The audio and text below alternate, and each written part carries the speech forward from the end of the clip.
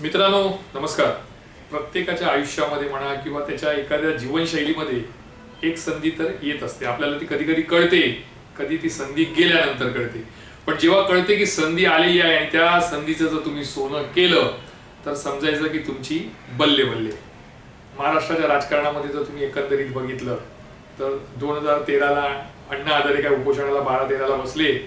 त्या संधीचा फायदा कोणी उचलला तर तो उचलला हिंदुत्ववादी पक्ष म्हणजे भाजप असू दे, त्यावेळची शिवसेना असू दे, त्यांनी उचलला.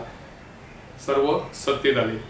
त्यानंतर मग 2019 मध्ये लाडक्या बहिणींना पैसे दिले की लाडक्या बहिणी मतदान करतात आणि त्यांना मतदान करताना लालच काही दाखवली तर त्या 100% करतात. हे कोणाला कळलं? महायुतीला कळलं आणि महायुतीने त्या संधीचा फायदा उचलला. 2024च्या विधानसभामध्ये महायुतीला बाजी मारली.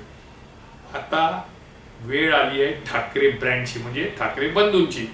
त्यांच्याजवळ कॉक्रोच जनता पार्टी यांनी जे उपोषण सुरू केलं म्हणा, आंदोलन सुरू केलं म्हणा, किंवा नीट परीक्षेच्या विरोधात तरुणाईने जे आंदोलन छेडलंय, ती संधी कोणाला मिळाली तर ती विरोधी पक्षाला मिळाली. आणि महाराष्ट्रामध्ये त्याचं जर कोणी सोनं केलं असेल तर ते मनसे अध्यक्ष राज ठाकरे आणि ठाकरे गटाचे पक्षप्रमुख उद्धव ठाकरे.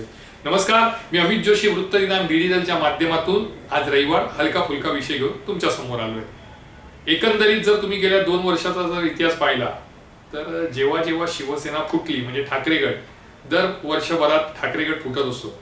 तुम्ही जर प्रत्येक सोशल मीडियावर बघितलं, प्रत्येक वर्तमानपत्रात बघितलं, खासगी वाहिन्यांवर बघितलं, ठाकरेंना दणका, ठाकरेंना हादरा, बॉम्ब फुटला, हे सगळ्या गोष्टी कोणाच्या बाबतीत लागू होतात तर ते उद्धव ठाकरे यांच्या पक्षाबाबत.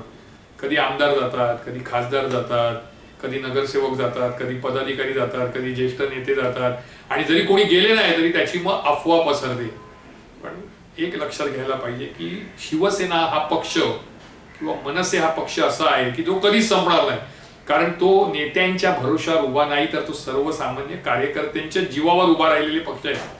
भाजपची मंडळी, शिवसेनेची मंडळी नेहमी आपले येतात आणि जोरजोरात बोलत असतात. खास करून नितेश राणे असू दे, गिरीश महाजन असू दे, बावनकुळे असू दे, ही मंडळी जेव्हा येतात तेव्हा एकच वाक्य बोलत असतात, शेवटी फक्त शिवसेनेमध्ये उद्धव ठाकरेच राहणार, आदित्य ठाकरेच राहणार आणि संजय राऊत राहणार, बाकी सगळे सोडून जाणार. पण जर आजची स्थिती पाहिली तर आजही राज ठाकरेंची मनसे असू दे किंवा उद्धव ठाकरे यांची शिवसेना असू दे, हे दोन्ही पक्ष आजही महाराष्ट्रामध्ये खंबीरपणे उभे आहेत.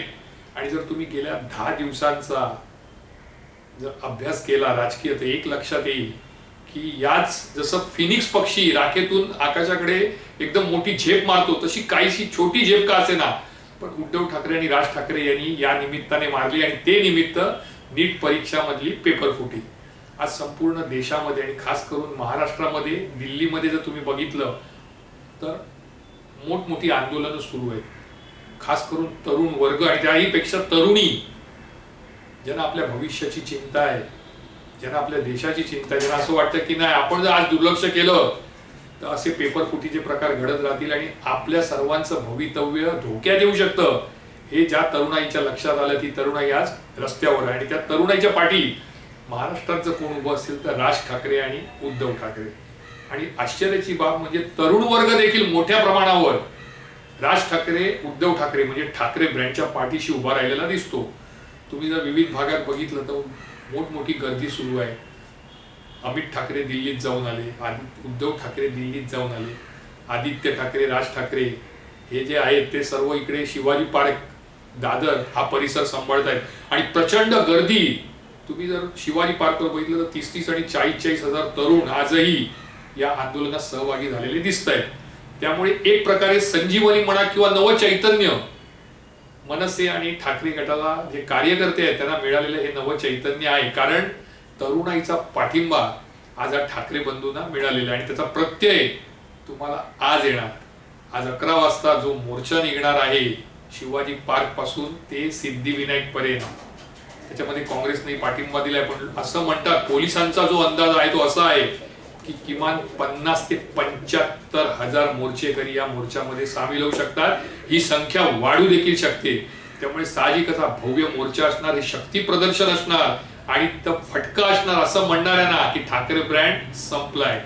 ठाकरे ब्रँड संपला असा जर कोणी गैरसमज करून घेत असेल तर तो नेता एक तर मूर्ख असेल किंवा तो अज्ञानी असेल. कारण राज ठाकरे असो किंवा उद्धव ठाकरे असो कोणीही संपणार नाही, त्यांचे पक्ष संपणार नाही जोपर्यंत त्यांच्या पाठीशी कार्यकर्त्यांची मोठी फौज उभी आहे. आणि त्यातच आता तरुणाई म्हणजे तरुण वर्ग हा मोठ्या प्रमाणावर राज आणि उद्धव ठाकरे यांच्या पाठीशी उभा राहिलेला आहे. हे आंदोलन व्यापक करताना दिसत आहे.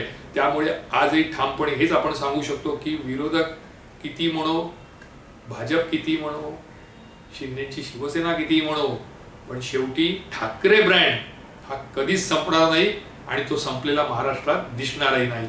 तुर्ते एवढंच. जय हिंद, जय महाराष्ट्र.